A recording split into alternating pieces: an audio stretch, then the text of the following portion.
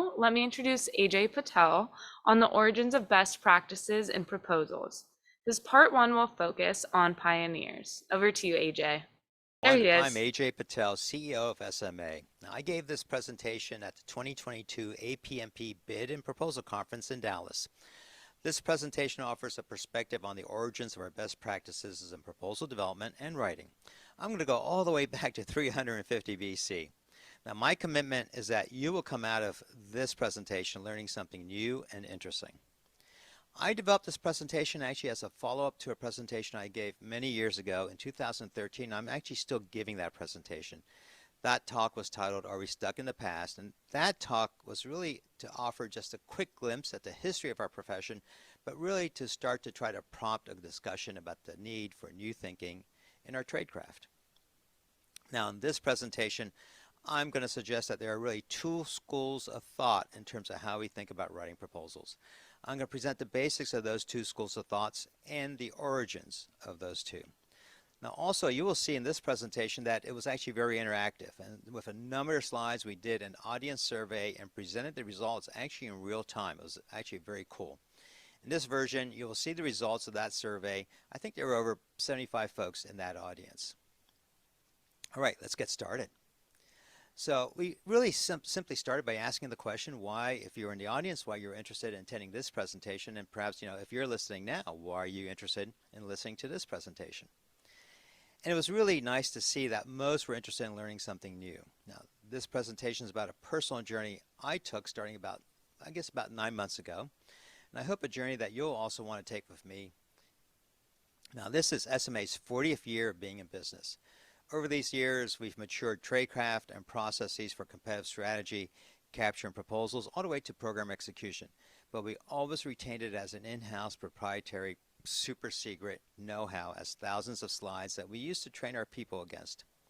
Now, over the last 5 years, we've transformed SMA in many ways. We started by bringing transparency to our employees about the opportunities and to our clients about qualifications of our people, their experience and availability. Last year at BPC, we announced that we were offering training for free. And 6 months ago, we decided to share our know-how, and we actually started by writing 4 books. And you can actually get a copy of those books on Amazon. As we were in the depths of writing those books, I started to ask some really basic questions like, when did we figure out how to do things? What were the origins of our ideas? And why did we believe them to be good? That's why I'm here now, to take you along that same journey I took to get here. One of my favorite quotes is actually from the great American playwright Edward Albee in his play Zoo Story. Sometimes a person has to go a very long distance out of his way to come back a short distance correctly. And that's exactly how I felt as I was going through my personal journey. All right, so now why am I here? Now this presentation is about that journey I took. And I think this is a journey that you'll also want to take. This is SMA's 40th year in business, and let's just go ahead and get started. All right. So let's go to this slide now. Now, today, there are 2 widely used approaches to developing proposals. Each one reflects best practices with many common aspects, but also important differences and origins. Now, Shipley Associates was kind of the company that led one of those schools of thought. Now, Shipley Associates is their approach is widely adopted set of best practices based on the principles of rhetoric for persuasion. This approach actually originated all the way back in 350 BC. And then the second school of thought is actually the one that we led at SMA. Now, our school of thought is really based on systems engineering approach to developing proposals, much like how a product is designed, engineered, and manufactured. And the origins of this approach actually emerged a little bit later, not all the way back to 350 BC, but just in the 70s. So let's go to the next slide. Now, I then asked the audience for some of the best practices that they relied on. And here are their results. And I suspect some of your answers will also be similar. The benefit to feature or feature to benefit, whichever way you want to talk about that, is perhaps one of the most biggest ones. Eliminating redundant words unless used for emphasis, or using informative headings that convey a message, or art type, use that specific type of art type. That's the best medium for your message. Action captions is a big one. Templates, just to kind of facilitate the process. Concise writing, of course, team reviews, compliance matrix. There's a lot of those best practices. So then I asked, how did you learn those best practices? Now, most people are self-taught through on-the-job experience or learn them from a mentor. This really wasn't a surprise since, for most of us, being involved in proposals was really just an accidental career for most of us. All right, now let's get started. In this slide, I show 13 pioneers. This is what I call our baker's dozen. And each of you should really know who these individuals are. And so that's what this rest of the presentation is going to be about. Now, there are also many other contributors to good practices. And note that I call good practices, not best practices, because I think there's actually a logical flaw in the notion of what a best practice is. So let's just call them good practices. Now, each of these individuals can create truly unique points of disruption as well as innovation. Now, just the few individuals I don't show here include Bob Evans, Tom Sant, Tom Boren, Charlie Devine, and there are many others as well. In fact, there have been numerous contributors to what we consider good practices and proposals over the years. And I discovered this reading over 100 published academic articles and books on business communication, rhetoric, and persuasion, and technical writing.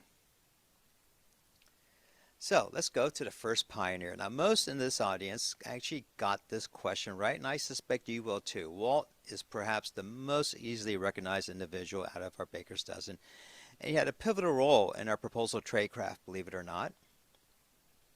Now, Walt Disney is without question the master storyteller. If you are 2 or if you're 78, we all still enjoy a great Disney film. Walt was a roll-up-your-sleeves guy to the very end. He drove and participated in the making of almost all of the Disney films. He would actually go into the story department and could play out every single character word for word in front of his entire team. Now, the holy trinity of a great film and any winning proposal is the story, the character, and a strong theme. Now, what are some of the Disney themes that we all remember? Now, how about in Lion King, the importance of family? How about in Aladdin, the importance of finding yourself? Oh, Milan was doing the right thing. Now, story is about sequencing the facts into a pattern of action and reaction as a plot. Character is basically the action, who we are and what we will do. And the theme is the message we want to send to our audience. Now, the next time you watch a Disney film, try to tease out each of these 3 elements. All right, so we have now 12 pioneers left to choose from. And I was surprised at how many people actually got this right, but most actually got it wrong. The right answer was Webb Smith. He was credited by actually Walt Disney for the concept of storyboarding. Storyboarding is actually a misinterpreted term today in our profession of proposals, and I'm going to go a little bit into that. The heart of Disney was the story department, and this is where Walt spent most of his time. It was just a handful of people. Before the illustrators and even the script writers were brought in, Walt and this group of individuals developed the entire story from beginning to end. Again, I'm going to say that again.